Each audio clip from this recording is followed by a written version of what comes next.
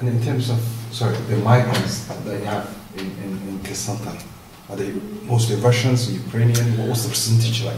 Yeah, I mean the majority is coming from the post-Soviet Union countries. So I would say like 70–80% of them. So the Russian Federation, Ukraine, and the other countries like Georgia, Moldova, etc. We have just a few migrants coming from African countries. Nearly nobody from South America. Just you can count it on fingers. And then from the Middle East, there are some people now. There are more people coming from Syria because our colleague, she's from Syria, so she's in touch with these asylum seekers or people who just came on tourist visa and they are trying to find their way here. But really the majority is Russian-speaking migrants. In terms of the integration. And then we have the Vietnamese. Yeah, I shouldn't forget the Vietnamese because it's a very specific group here. And in terms of the integration project that you do, activities, how well is that perceived in terms of the native and the migrants actually doing activities together? How successful is that?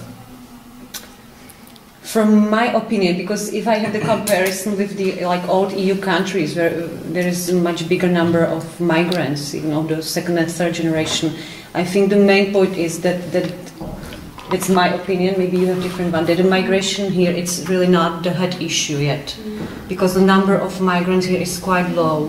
So it's much hotter if you start talking about the Roma minority here, which is settled here for centuries. So it's much more political than migration. So from our experience, the Czech majority or the natives, they are quite okay with that, but the thing is that not many people really have the experience that they live in one house next to Vietnamese family or like that. That's not so common.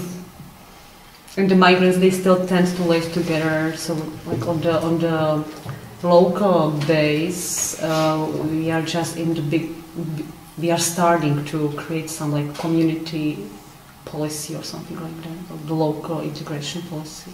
And the next question is do you have a lot of clients who are undocumented, who have no status? Not a lot of them, but we have some, yeah. What sort of help do you provide for What this? kind of help? Yeah. Yeah, sometimes I'm cynical because we can help them to get back home, definitely. And if it is possible, we are trying to give them some legal advice how to legalize the status here, but most of the cases it's not possible. So we just, actually the main help is to provide them with the information, but in our country it's still not allowed to advise or to give consultancy to illegal migrants. Actually, that's illegal to do that. Yeah. But we are connected to other organizations as well, so we basically can also provide them contacts, like International Organization for Migration. But it's just for the return. It's not for the return and so on. So it's actually illegal to advise the illegal. It's because it's different here. Again, the number of the illegal migrants is not so high. The ministry is strictly against any regularization of their status here, and we don't have the situations of like the illegal migrants of second generation who are living here with families. Or maybe there are a couple of them, like among the Vietnamese community, there definitely are even families illegal, but it's still quite hidden. Where are the undocumented migrants from? From the same countries? Yeah, that's the same. Because usually they come here, from my experience, they come here, for example, on tourist visa, and they just get stuck here. So they.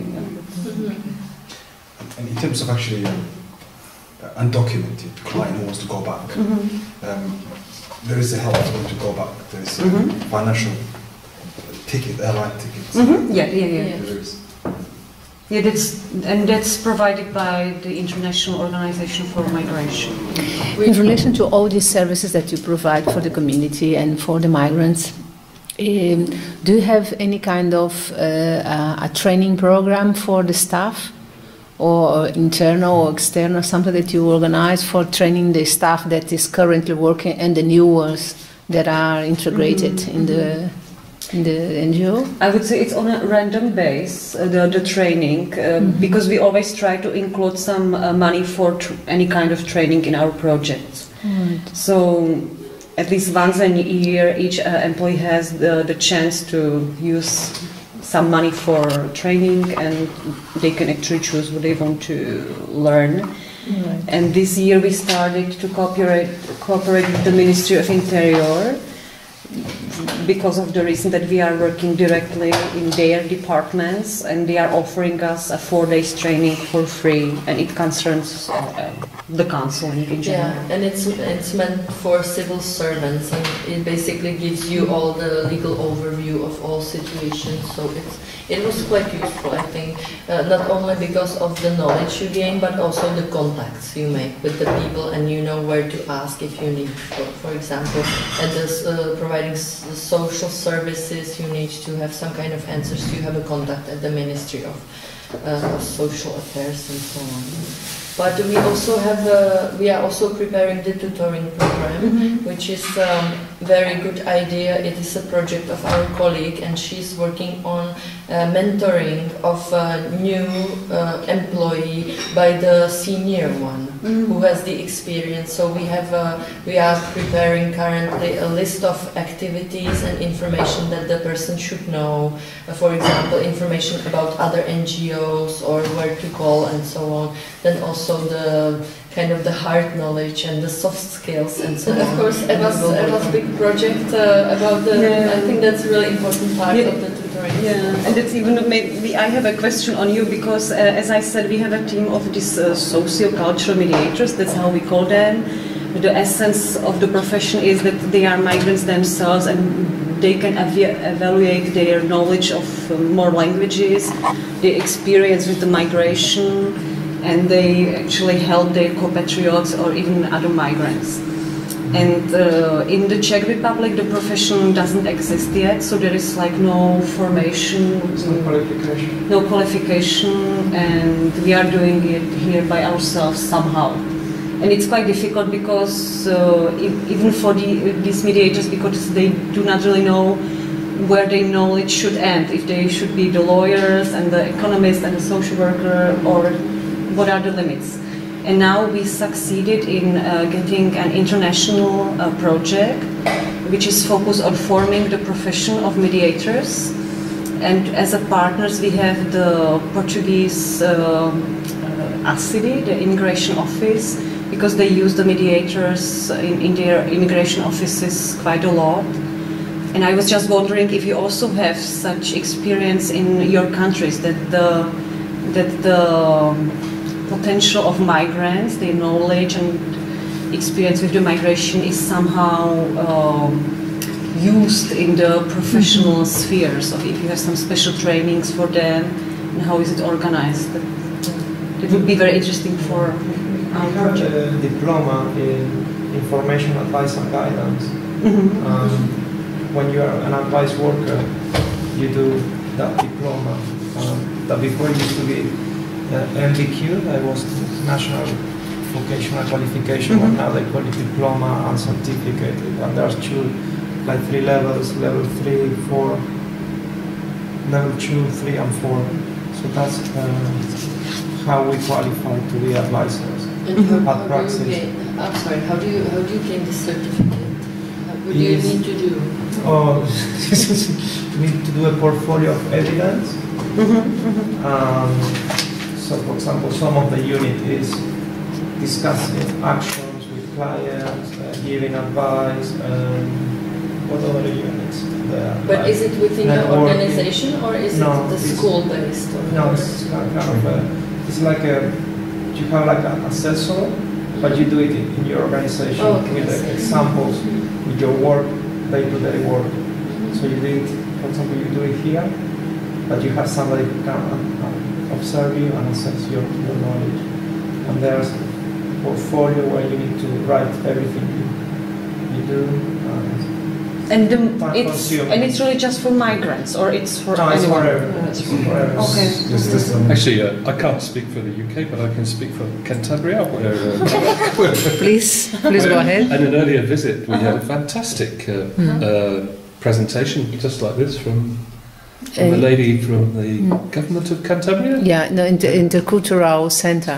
I heard about it in Spain, that it's a little bit similar to Portugal, isn't it? Yeah, they have a kind of intercultural, they call aula de interculturalidad, intercultural classes. Actually they are linked to the government, but they provide social integration services for migrants, and they use social mediators, and all social mediators are migrants, and migrants that work specifically with migrants group, and they have a kind of special training, and all this information is on the Facebook area. We are going to send to you the links because we interviewed all of them as we did with you. Yeah, it's a very long explanation they have, but very detailed, and it's in English, so it's very interesting. And maybe you could contact them, because they will love to be in contact with you, because the work is very similar. What is your opinion why in the UK it's not really focused on the migrant background of the professionals? I think in the UK that whole idea of a social mediator is not really something that has really been in, we've never really had that. So there are lots of community organisations who do that work, but it happens in a local area, and over the years, some organisations come and then they go, and then you have new ones, and there has never really been a concept of social mediator.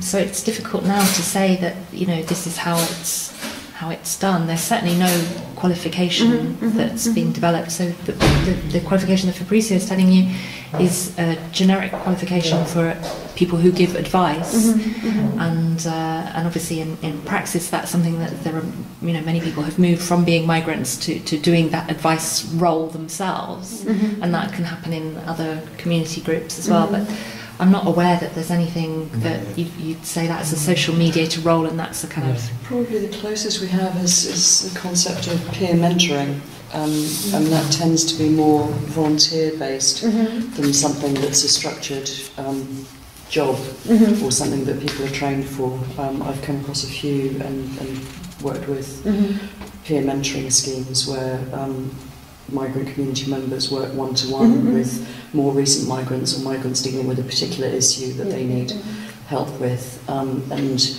it might cover a range of issues. It might just be someone to talk to, someone to help them navigate the city, to navigate the system.